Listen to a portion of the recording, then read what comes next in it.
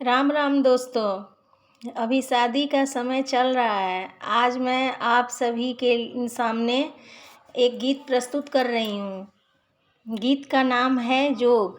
हमारे यहाँ लड़की के शादी में गीत गाया जाता है। अगर पसंद आए तो कमेंट करके ज़रूर बताएं।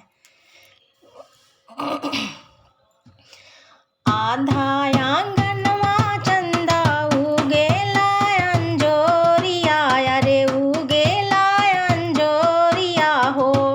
आधा आंगनवा कैलू जोग सुनाया माँ हो। आधा आंगनवा कैलू जोग सुनाया माँ हो। आधा आंगनवा चंदा उगेला अंजोरिया, अरे उगेला अंजोरिया हो।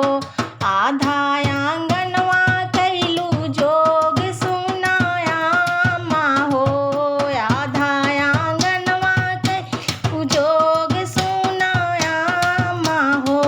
जोगवा त कैलू अम्मा आपना दामाद लागी, आपना दामाद लागी। नैहर छोड़वलू हमार सुनाया माँ हो। नैहर छोड़